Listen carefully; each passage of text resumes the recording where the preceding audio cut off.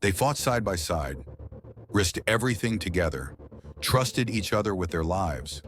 But when the bullets started flying, they abandoned him, left him behind without a second thought. No backup, no cover, no goodbye. One black soldier, alone in the battlefield, betrayed by the very people he once called brothers. But here's the part nobody expected. When they found themselves trapped, bleeding, outnumbered, the same man they betrayed was their only hope of survival. And what he did next shocked everyone. This isn't just a story about war. It's a story about loyalty, betrayal, and the price of respect. Stick around, because what you're about to see changes everything you thought you knew about brotherhood.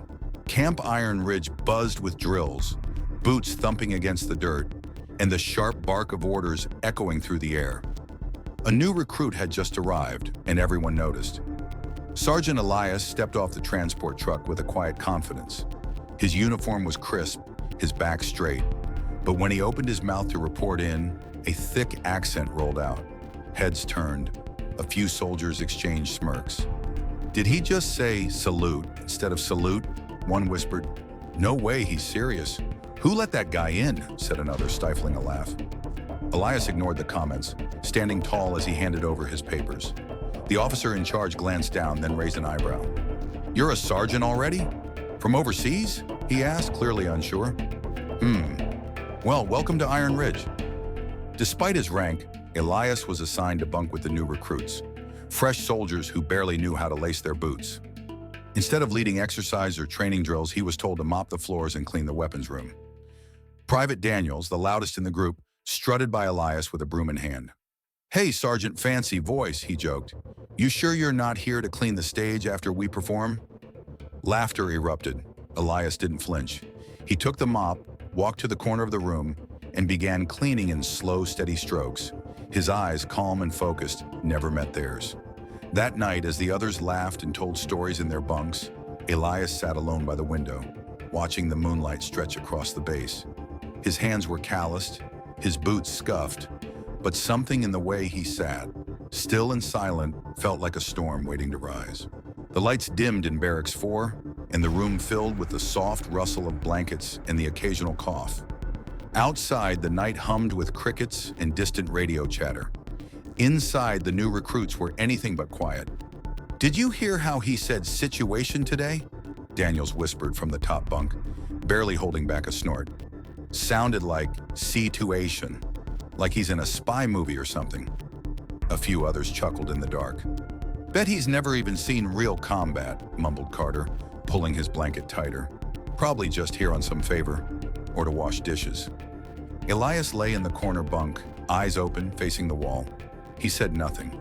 His breathing was even, calm, like none of their words touched him. But they did. Every syllable stung. Every cruel chuckle rang louder than gunfire. He had faced worse before. Words hurled like rocks when he first joined the military back home. They had mocked his accent then too, until he proved them wrong. Nico, the youngest recruit, sat up slowly. Y'all don't even know him, he said softly. He's a sergeant. Maybe show some respect. Daniel scoffed. Respect's earned, not handed out with fancy titles. Elias didn't move, didn't speak, but in his mind, gears were already turning. These soldiers had no idea what he was capable of. Not yet. From beneath his pillow, he pulled out a small, weathered notebook.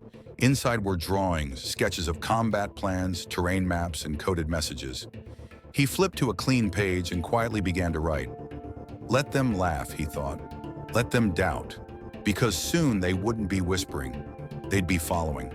The moon hung low over Camp Iron Ridge, casting long shadows between the buildings. Most of the base was asleep, but one figure moved silently through the darkness. Elias.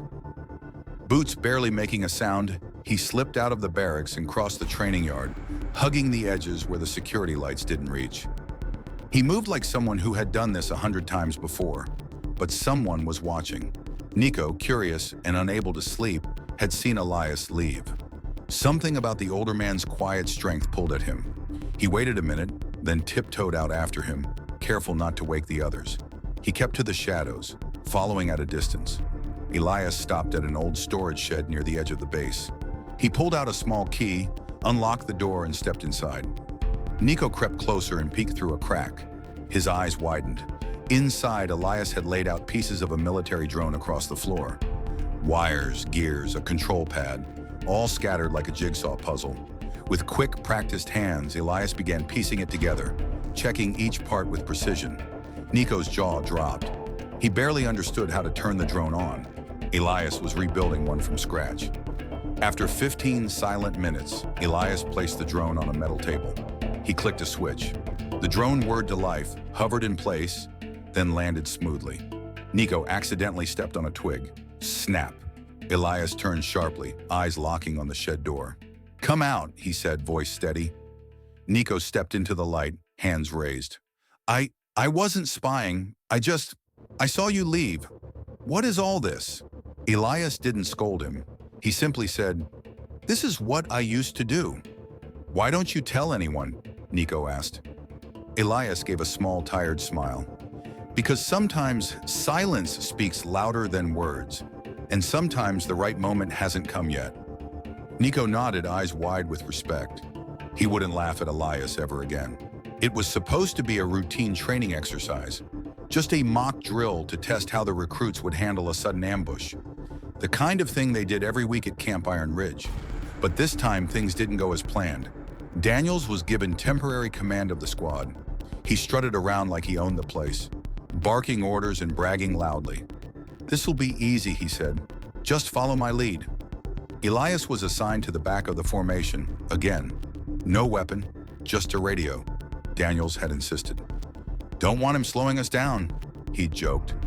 The squad moved through the fake village set up on the training field. Wooden houses, sandbags, dummy traps. It all looked real enough under the gray morning sky. Suddenly, a loud boom shook the ground. "Ambush!" someone shouted. Smoke bombs exploded around them. Alarms blared.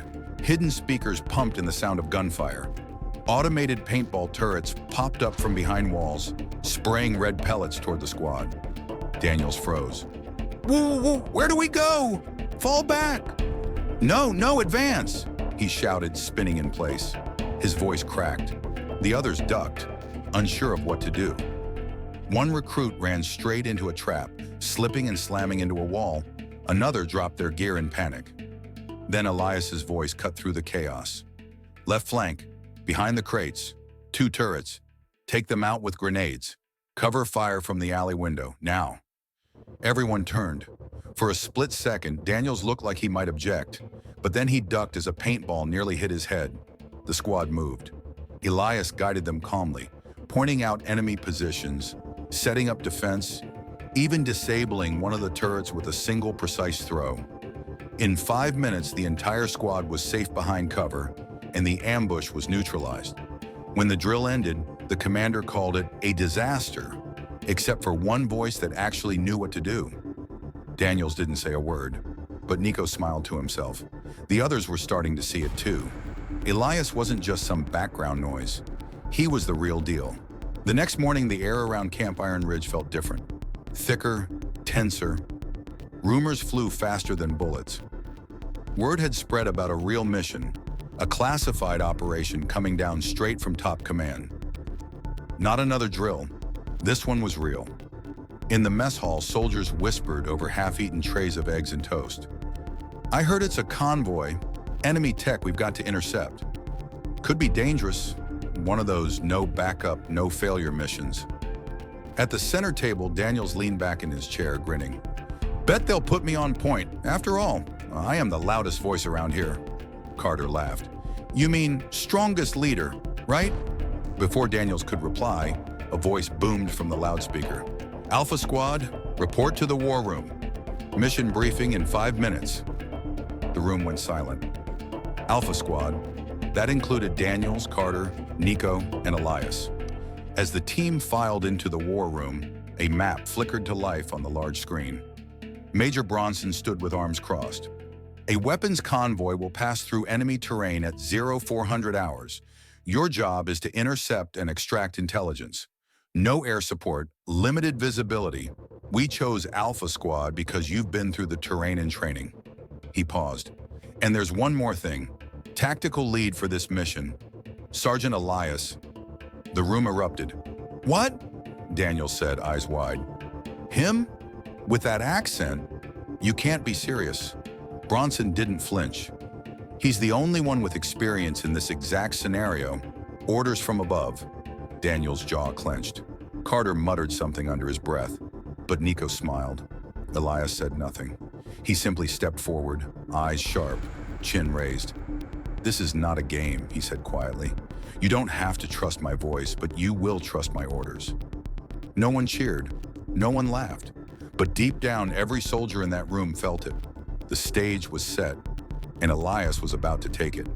The sun was just beginning to dip below the horizon as Alpha Squad set out on their mission.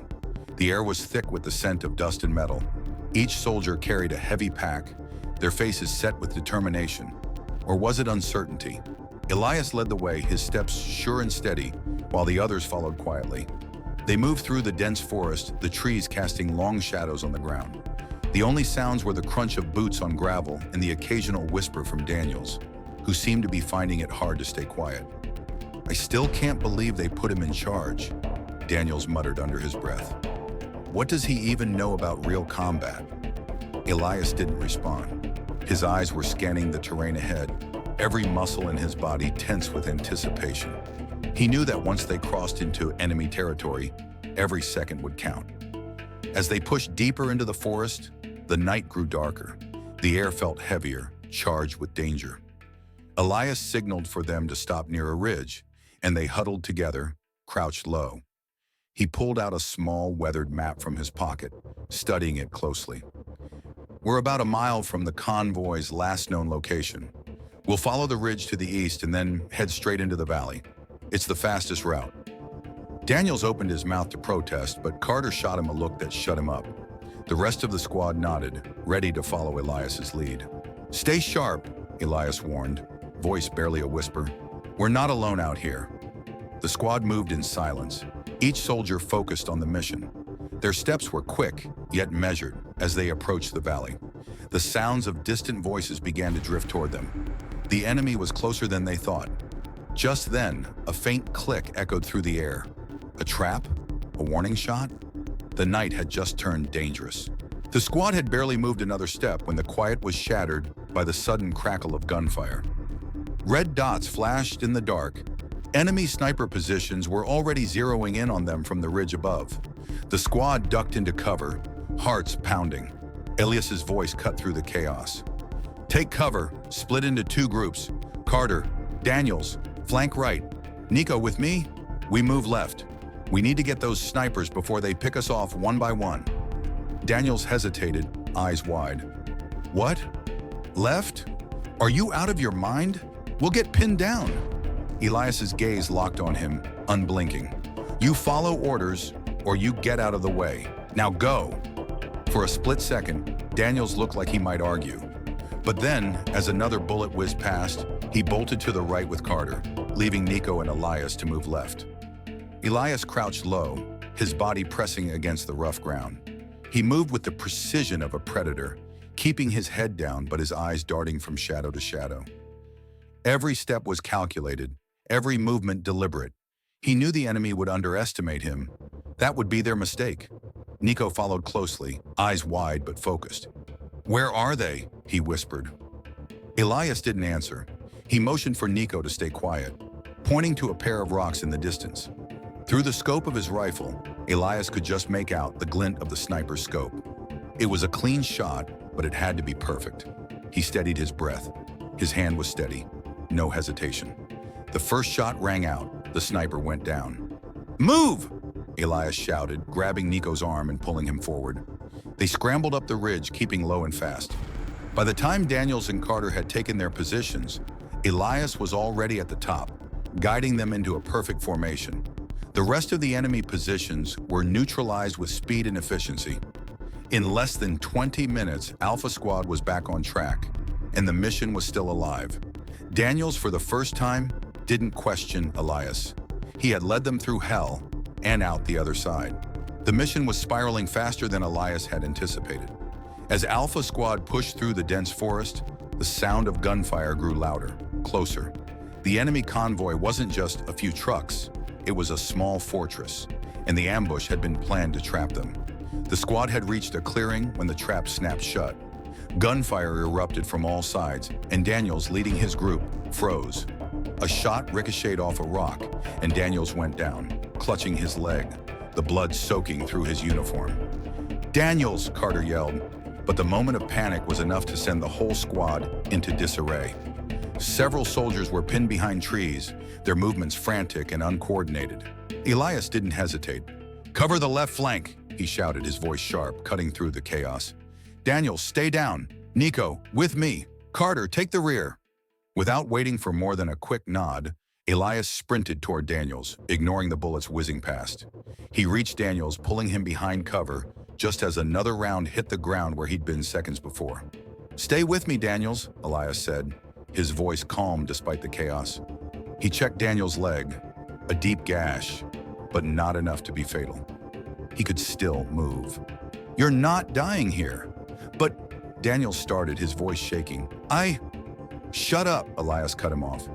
"You're a soldier. We don't leave anyone behind." The squad was still disorganized, but Elias's cool command was slowly pulling them together. As the bullets flew, Elias grabbed a flare from his belt and hurled it into the air, signaling to the rest of the squad. "Extraction team incoming in 5 minutes," he yelled. "We hold them off until then. Now move!" Nico, his face pale but determined, fired a few rounds to suppress the enemy, while Carter and the others provided cover. Through it all, Elias moved like a force of nature. He pushed forward, each step bringing the squad closer to safety, his calm demeanor and precise orders turning chaos into order. By the time the extraction team arrived, Daniels was on his feet, still shaky but alive. Elias had saved him and everyone else. They would never doubt him again. The extraction was chaotic, but they had made it. Alpha Squad had fought their way out of enemy territory, and now they were on the edge of victory. The convoy was just ahead, dangerously close, but so was their backup. The sound of helicopter blades in the distance meant help was on the way, but they couldn't wait any longer. Elias's squad had survived ambush after ambush, yet they were still standing, barely, but they had one last chance to complete their mission. The enemy was reeling from their own losses, and their focus was split. This was their moment. Elias crouched behind a rock, surveying the convoy from a high vantage point. Through his binoculars, he saw the convoy's trucks, heavy armored vehicles, lined up in a tight formation, guarded by a dozen armed soldiers. They had placed snipers on the high ground to keep watch. "We don't have much time," Elias muttered, his voice low but steady. Nico, his eyes wide, nodded. "What's the plan, Sergeant?" "Divide and conquer," Elias said, his mind working at lightning speed. "I'll take the high ground. Nico, you'll take the lower ridge with Carter. Daniels, you stay with me." Daniels grimaced but said nothing, still nursing his leg injury. Elias could see the doubt in his eyes, the same doubt that had been there ever since the start. But Elias didn't need to convince anyone anymore. They knew what was at stake. With one final glance, Elias signaled for them to move. The squad sprang into action, flanking the convoy from both sides. The enemy soldiers never knew what hit them. Elias and Daniels took the high ground, cutting down any guards who tried to scramble. Meanwhile, Nico and Carter moved quickly and silently, taking out the snipers one by one. A firefight broke out in the middle of the convoy, but Elias was unshaken. He moved with precision, directing his squad, his calm voice slicing through the air. It wasn't long before the convoy was neutralized. The trucks were secured, and the mission was a success. Elias stood at the center of the chaos, breathing heavily, but with a calm expression. He had led them through hell, and they had emerged victorious. His squad now saw him not as the outsider, the misfit, but as the leader they needed. And it was clear, Elias was a force to be reckoned with. The dust had settled. The sound of distant helicopters faded as Alpha Squad stood in the heart of the battlefield, the wreckage of the enemy convoy scattered around them. The tension in the air was thick, but there was also a sense of victory, hard-earned, quiet, and undeniable. Elias stood at the forefront, watching as the rest of the squad secured the area. Daniels, despite his earlier doubts, was helping Carter with the equipment, his injury forgotten in the wake of their success. Nico, still wide-eyed, was taking inventory of the captured intel. They had completed the mission, they had done it, and Elias had done what they never expected, led them to victory, to survival. Major Bronson arrived minutes later, his boots crunching on the gravel as he surveyed the scene. The helicopter touched down behind him, bringing in the higher-ups. Elias stood at attention, waiting for the words he knew were coming. Bronson approached, his face unreadable at first. He eyed the wreckage, the dead enemy soldiers, the smoldering remains of the convoy. Then his gaze fell on Elias. "I'll admit, Sergeant," he began, his voice gravelly, "I didn't expect much from you when this mission started, but you've proven me wrong. You've proven everyone wrong." Elias's posture remained rigid, though his eyes were calm. He had long since stopped caring about the whispers, the doubts. All that mattered now was the mission and his squad's survival. Bronson continued, "You saved your team. You led with skill, and more importantly, you led with heart. We'll be recommending you for a commendation." Daniels, Carter, and Nico stepped forward, now standing beside Elias. They looked at him differently now. There was respect in their eyes, respect earned on the battlefield. For the first time since they'd met, Elias allowed himself a small, knowing smile. "Thank you, sir," he said, his voice low but steady. "I didn't do it alone." Bronson nodded, clearly satisfied. "You never do, but today you were the one they followed." Elias glanced at his squad. They stood tall, their mission complete. He hadn't just earned their respect, he'd shown them what true leadership was. And as the squad boarded the helicopter, ready to head home, Elias realized that this mission had done more than win a battle. It had rewritten the rules. It had shattered the assumptions that had once held him back. He was more than just the outsider now. He was their leader,